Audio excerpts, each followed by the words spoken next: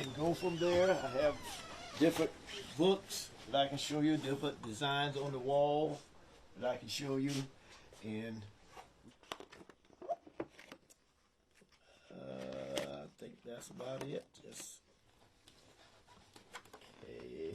I can't tell anybody who to vote for, but I can tell you who I can vote for, and I'm going to vote for Biden.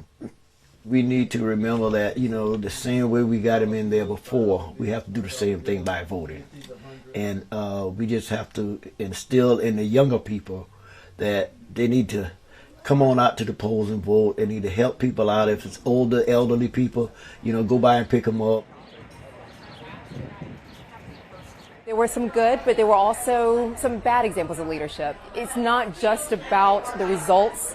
It also is a mark of integrity that our top leader of our country has to show. And all of that matters. All of that matters. And so certainly Biden has proven himself in the last few years, and I'll be voting for him in the next election.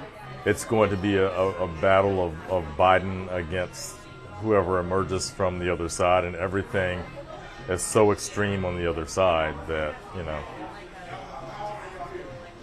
I can't see many options besides Biden at this point. It feels, over the long memory of watching these institutions operate, that we are at a point that isn't like anything that I've watched up until now. And so as this next election gears up, given what we got through the last time, I'm real nervous. Like, and the nerves, the anxiety, it's building all the time.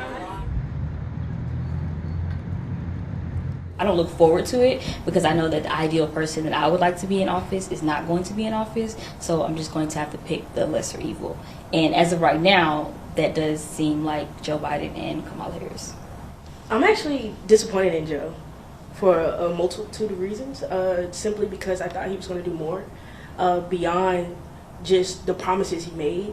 And when they do, quote unquote, listen to the people, they backtrack everything once they get into that position of power. And I feel like Joe is just going to do that. He's going to backtrack, just like other presidents have backtracked. And so, honestly, I feel like right now America is in a state of emergency. We need some real change, and sadly, I would throw my hat in if I was old enough. But if that's not who you want, whose name do you throw in the ring? Who got next? A politician can say it 1,000 times, but because we're not connected to that politician, we're not going to necessarily care. But I bet you if Drake, Nicki Minaj, Sean King, just any celebrity that's out there with a voice says it, then we're going to be, okay, I get what you're coming from.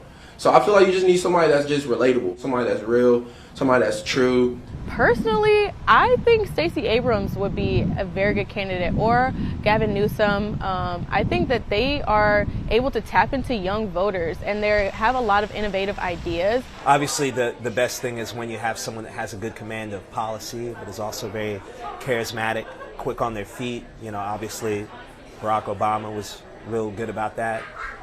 Reagan certainly had his moments for his thing. That's why his legacy and persists in Republican circles.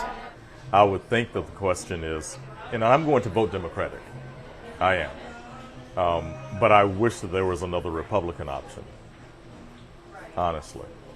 And why is that? Well, because I'm not strictly Democratic.